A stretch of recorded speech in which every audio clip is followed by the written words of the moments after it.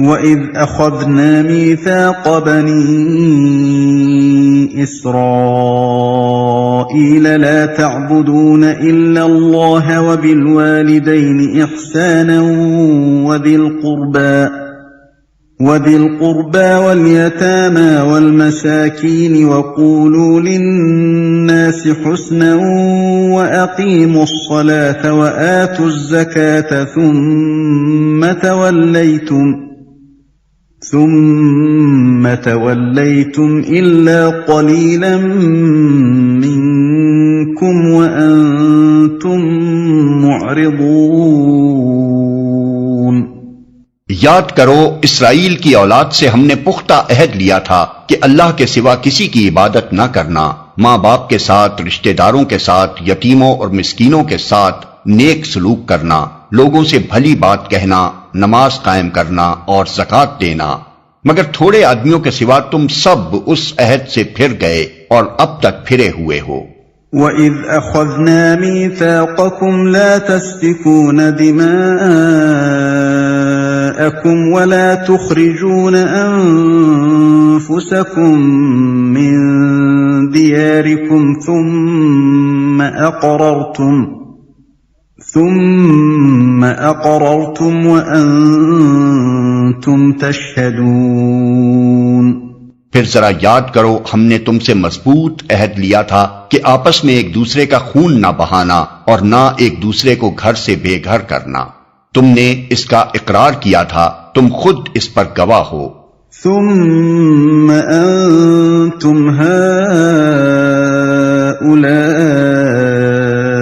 تقتلون أنفسكم وتخرجون فريقا منكم من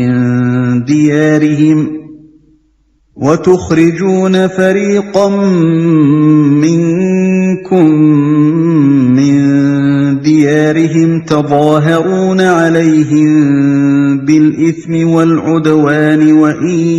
يأتوكم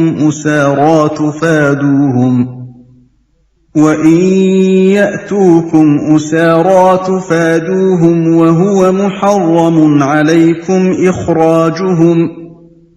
أفتؤمنون ببعض الكتاب وتكفرون ببعض فما جزاء من يفعل ذلك منكم إلا خزي في الحياة الدنيا ويوم القيامة يردون إلى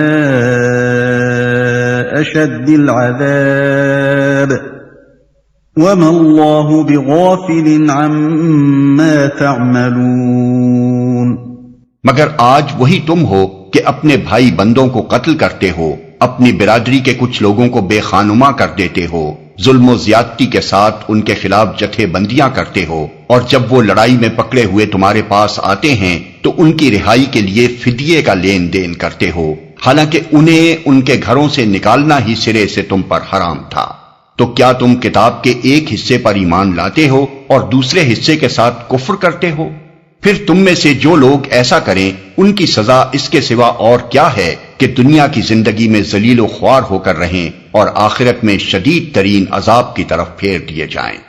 اللہ ان حرکات سے بے خبر نہیں ہے جو تم کر رہے ہو۔ تو کیا تم کتاب کے ایک حصے پر ایمان لاتے ہو اور دوسرے حصے کے ساتھ کفر کرتے ہو؟ نبی صلی اللہ علیہ وسلم کی آمد سے پہلے مدینے کے اطراف کے یہودی قبائل نے اپنے ہمسایہ عرب قبیلوں اوس اور خزرج سے حلیفانہ تعلقات قائم کر رکھے تھے۔ جب ایک عرب قبیلہ دوسرے قبیلے سے برسر جنگ ہوتا تو دونوں کے حلیف یہودی قبیلے بھی اپنے اپنے حلیف کا ساتھ دیتے اور ایک دوسرے کے مقابلے میں نبرد آزما ہو جاتے۔ یہ فعل صریح طور پر کتاب اللہ کے خلاف تھا اور وہ جانتے بوجھتے کتاب اللہ کی خلاف ورزی کر رہے تھے، مگر لڑائی کے بعد جب ایک یہودی قبیلے کے اسیران جنگ دوسرے یہودی قبیلے کے ہاتھ آتے تھے تو غالب قبیلہ فدیہ لے کر انہیں چھوڑتا اور مغلوب قبیلہ فدیہ دے کر انہیں چھڑاتا تھا، اور اس فدیے کے لین دین کو جائز ٹھہرانے کے لیے کتاب اللہ سے استدلال کیا جاتا تھا۔ گویا وہ کتاب اللہ کی اس اجازت کو تو سراخوں پر رکھتے تھے کہ اسیران جنگ کو فدیہ لے کر چھوڑا جائے، مگر اس حکم کو ٹھکرا دیتے تھے کہ آپس میں جنگ ہی نہ کی جائے۔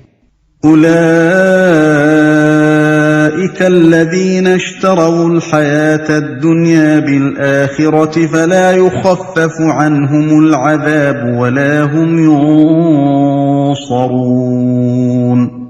یہ وہ لوگ ہیں جنہوں نے آخرت بیچ کر دنیا کی زندگی خرید لی ہے، لہذا نہ ان کی سزا میں کوئی تخفیف ہوگی اور نہ انہیں کوئی مدد پہنچ سکے گی.